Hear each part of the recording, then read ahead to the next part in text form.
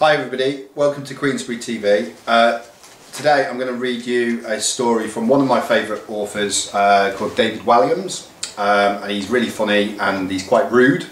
So this is from the book The World's Worst Teachers, and I've picked a story and I've changed some of the teachers so you might recognise some of the names.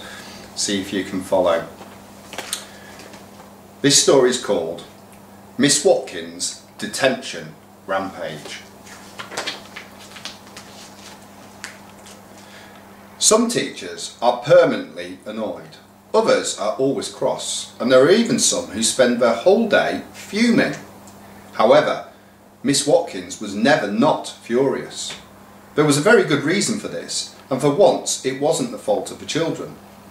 At Queensbury School, Miss Watkins had been the deputy head for as long as anyone could remember.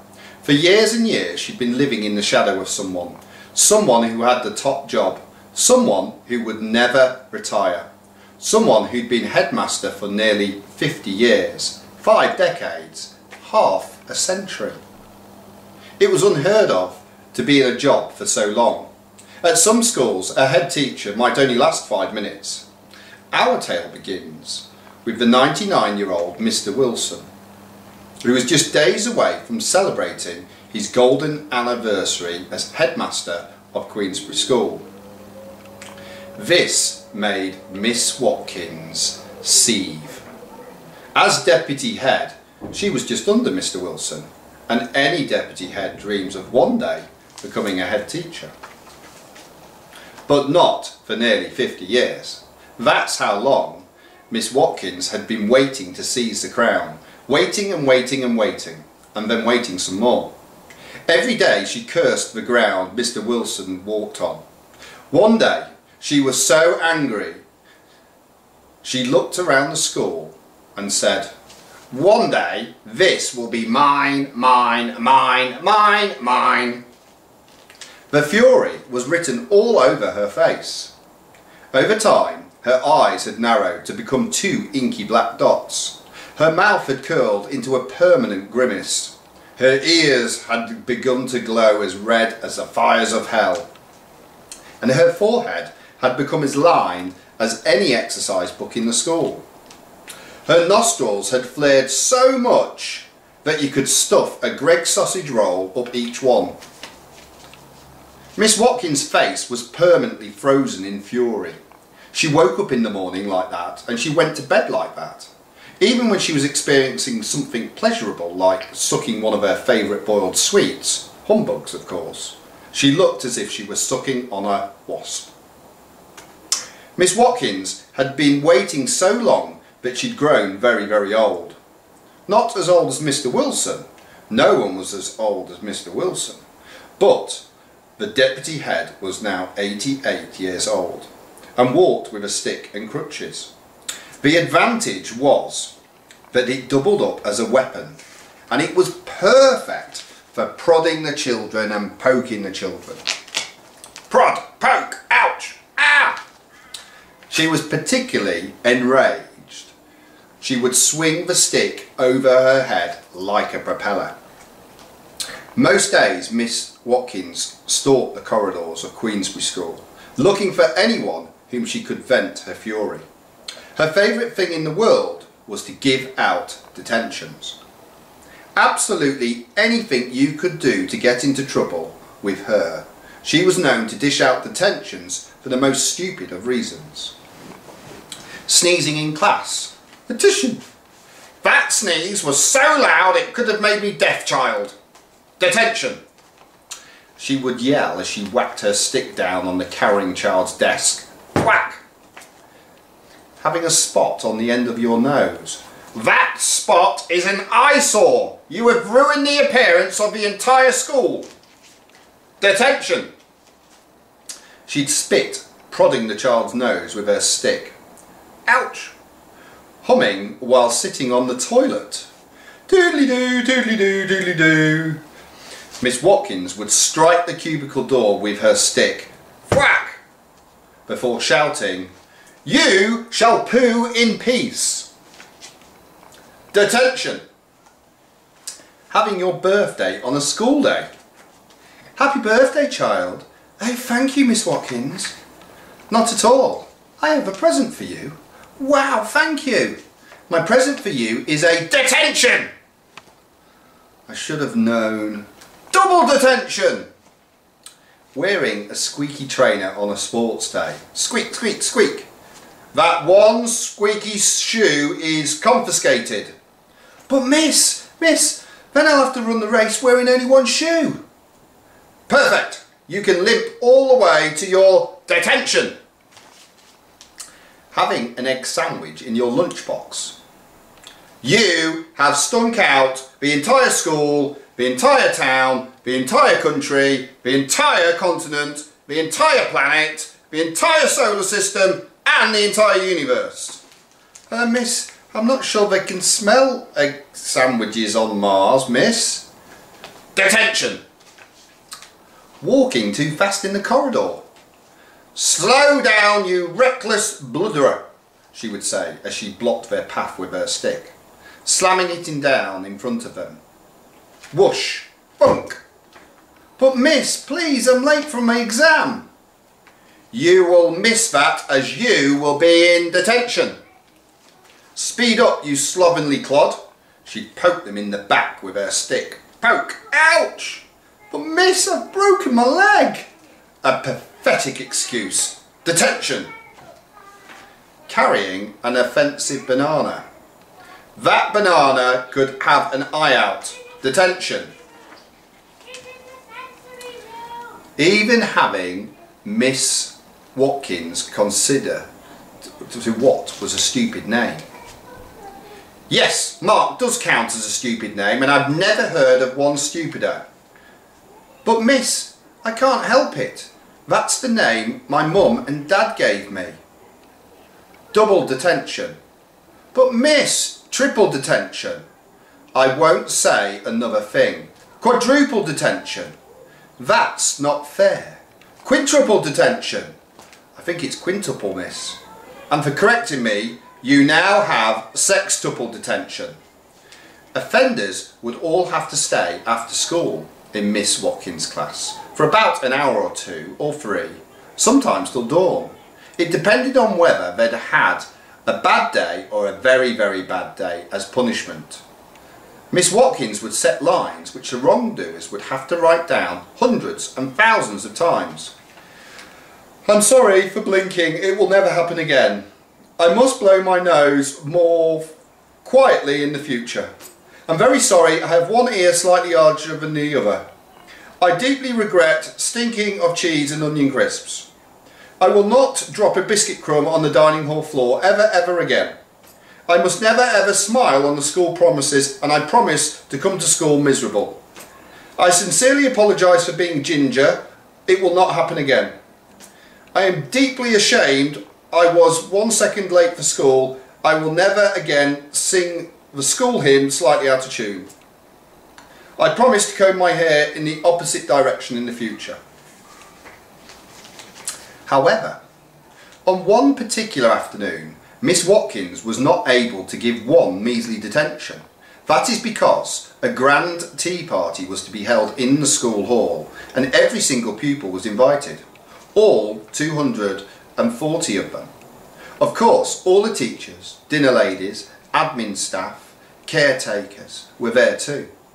The party was in honour of Mr. Wilson and his 50 glorious years as headmaster of Queensbury. Unlike Miss Watkins, who was hated, Mr. Wilson was loved by everyone. He was like everybody's favourite granddad or grandfather or great-great-grandfather. Mr. Wilson was a lovely old man, and the whole school wanted the party to be really special. Everyone had brought in something. There were cakes and jellies and pies and sandwiches galore, as you might expect of a tea party. There were cups of tea galore too. The only problem was there was no Mr. Wilson. The headmaster was late for his own party. Extremely late. Mr. Wilson had all the urgency of a tortoise. The 99-year-old was often woken up in his office. He generally slept for most of the day. But by his trusted ally, the school secretary, Mrs. Keach, a mere slip of a girl at just 98, the elderly secretary trundled her boss down the long corridors, sometimes in his wheelchair, stopping off at the toilet 17 times on the way. When Mr. Wilson finally entered the hall, it was getting late, and the old man had nodded off again. However, as soon as Mrs. Keach rolled him into the room, he was met with a loud chorus of "Hurrah!" and he woke up again. Mrs. Keach then steered the headmaster onto the stage for him to make his Golden Jubilee speech. "I name this ship," began Mr. Wilson. No, hissed the secretary. "I do declare this library open." No. "I thank you all for coming to celebrate my bronze." No. "Silver." No. "Golden." Yes. "My Golden Jubilee as headmaster of the school.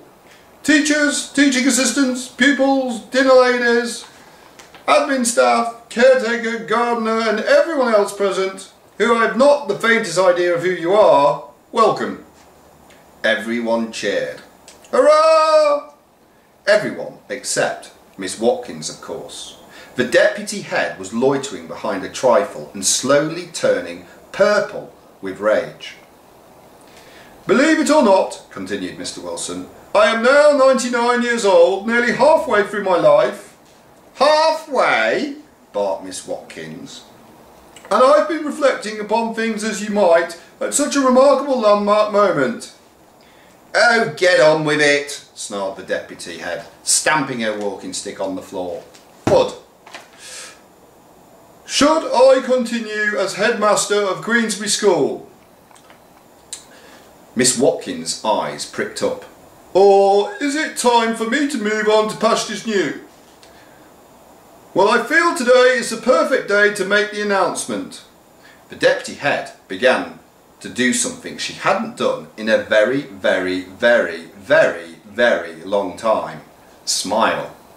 Her furious face became, well, happy. This was the moment for which Miss Watkins had waited the best part of half a century.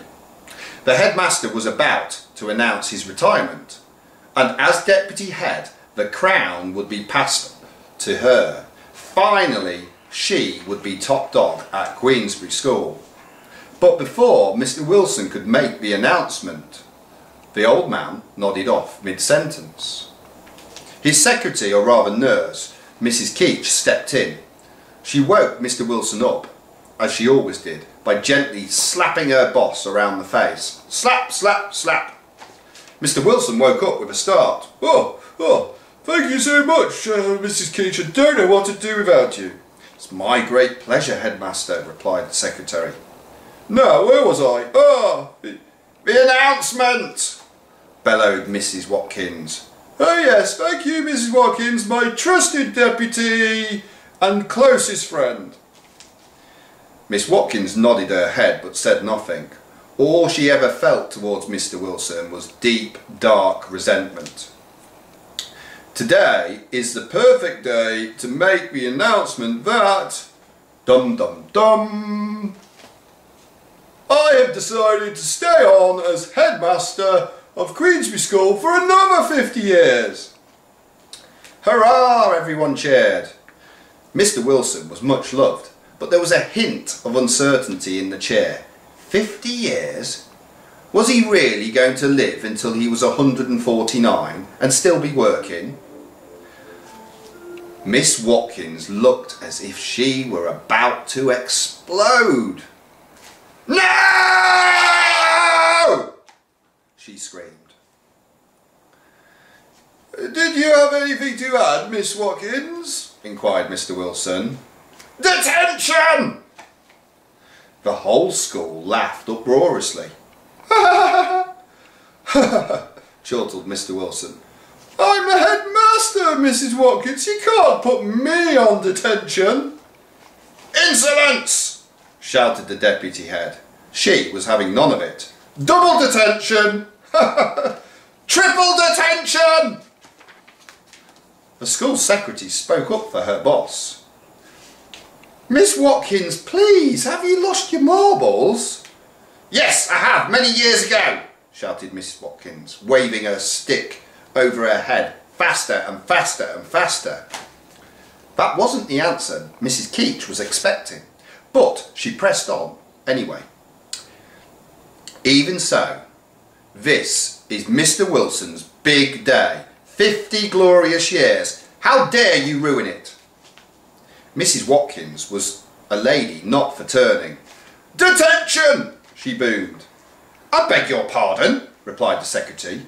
She couldn't believe her ears. Now she was receiving a detention too. "Double detention!" bellowed Mrs. Watkins. "But triple detention! But quadruple detention! Quintuple detention, I mean!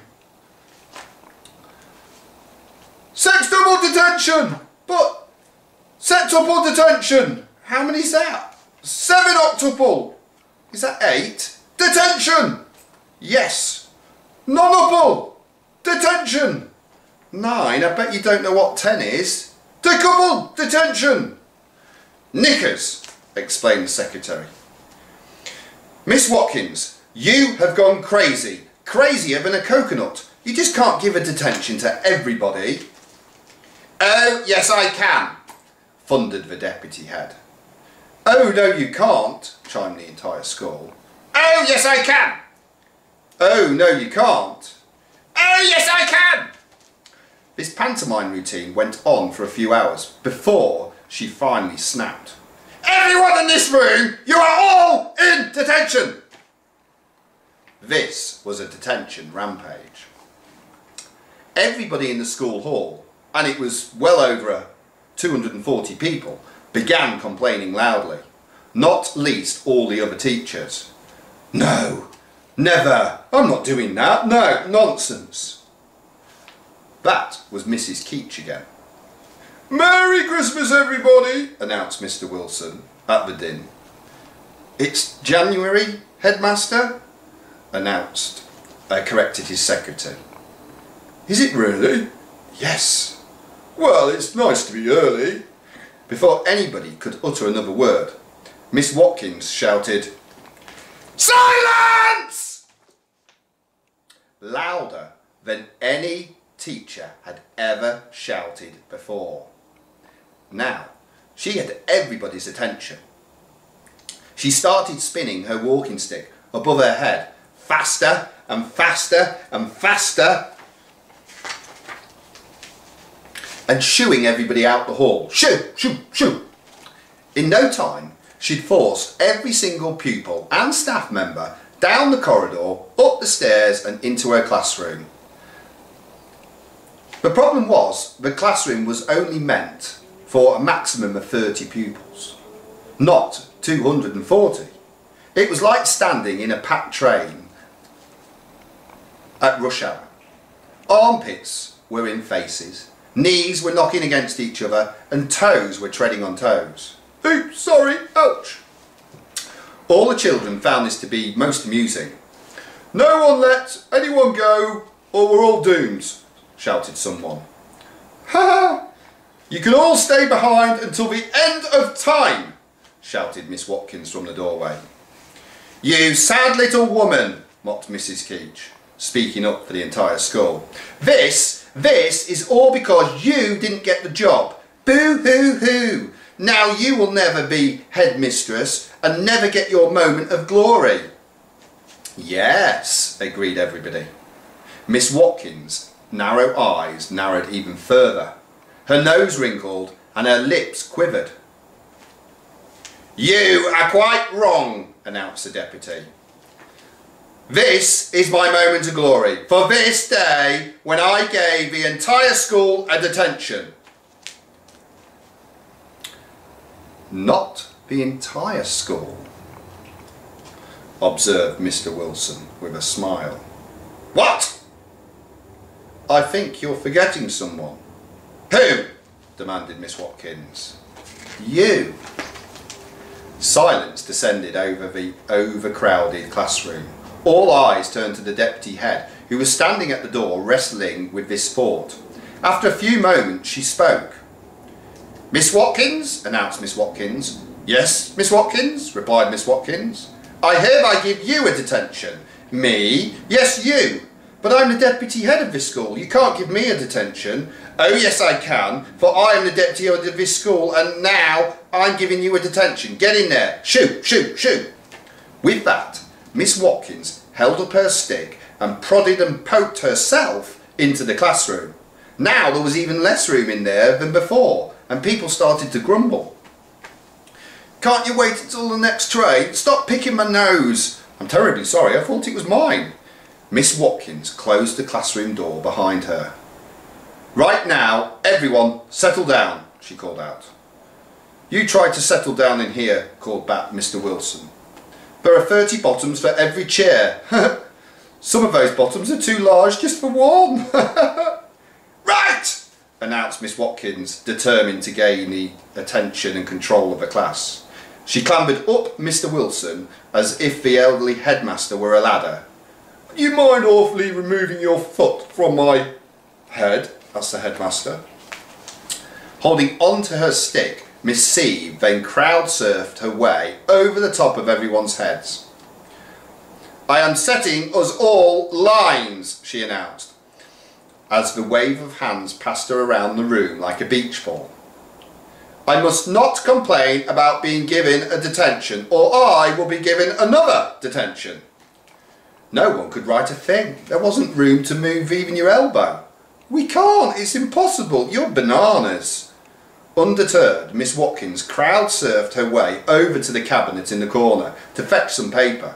She stood on top of it and addressed the entire school.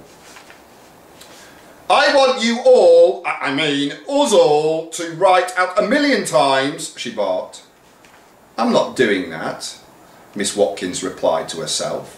"1 billion then," she snapped back, rotating her walking stick over her head. "I said no." "1 trillion, no." "1 zillion, never." "1 gazillion, no, no, no, no, no." As she argued with herself, her walking stick revolved faster and faster and faster and faster. She was now spinning her stick above her head with such speed she actually took off like a helicopter.